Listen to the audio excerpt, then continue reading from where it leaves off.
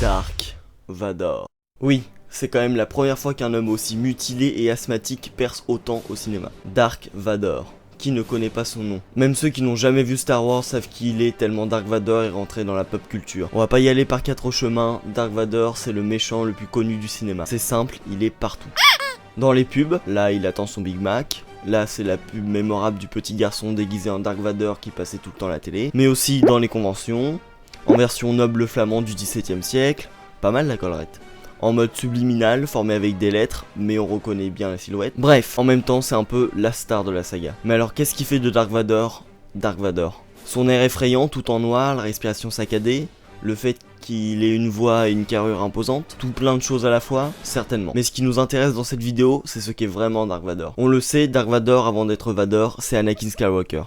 Un pauvre et innocent petit esclave qui n'a que sa mère et qui vit très bien avec ce qu'il a. Ah, c'était dur pour les fans de découvrir cette bouille d'ange comme le futur Dark Vador. Mais avec du recul, c'était quand même vachement bien amené. Qui pourrait penser un seul instant que cette petite tête blonde mettrait la galaxie à feu et à sang et ferait tomber une république millénaire? Pas Qui-Gon en tout cas. Dark Vador, c'est aussi un homme amoureux, épris de sa belle sénatrice. Bon, jusqu'à ce qu'il l'étrangle violemment et qu'elle finisse par mourir d'on ne sait pas vraiment quoi, laissant Luke et Leia sur le monde. Mais sachez que Dark Vador n'oublie pas ce qu'il était. Bien au contraire, il est parfois pris de nostalgie et on ne voit jamais cet aspect de lui dans la trilogie originale. Peut-être peut-on l'imaginer penser à son passé dans sa capsule de survie qu'on aperçoit dans le 5, mais ça reste une supposition. Mais pour mieux le comprendre, il faut se pencher dans les comics autour de sa personne.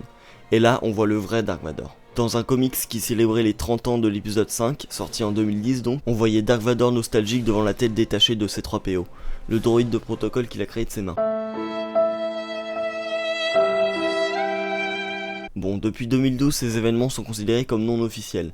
Mais j'ai mieux. Vous pensiez que Dark Vador, depuis qu'il est devenu l'horrible chose en noir, ne pense plus à Padmé? Oh, c'est mal connaître Dark Vador. C'est bientôt la Saint-Valentin, et croyez-moi, notre Vador était un pro dans l'art du romantisme posthume. Dans la nouvelle série de comics canon, Dark Vador, celui-ci se retrouve sur Geonosis et c'est beau. Il repense à son premier baiser avec sa dulcinée au moment où il revient sur les lieux. Vous en voulez encore? Toujours dans la même série de comics, Dark Vador, celui-ci est pris de nostalgie quand Boba Fett vient lui faire un rapport sur un certain Luke Skywalker. Accessoirement, c'est aussi le moment où il apprend que Luke est son fils. Bon, du coup, pourquoi on voit si peu de cet aspect de Dark Vador dans les films? D'abord parce que le but des films était de montrer un méchant purement méchant, mais aussi pour une raison qui colle avec l'univers. Dark Vador a peur de montrer sa faiblesse, Padmé et ses enfants donc, à l'empereur. Il doit faire croire que l'emprise de Sidious sur lui est totale. En bonus, ça c'est la version Legends, c'est-à-dire non officielle, de Vador Nostalgie. Il est venu se reposer devant la tombe de son épouse défunte sur Naboo, comme pour se rappeler de la souffrance qui l'a fait basculer du côté obscur. Passons maintenant au second point de cette vidéo, qui montre un côté différent de Vador.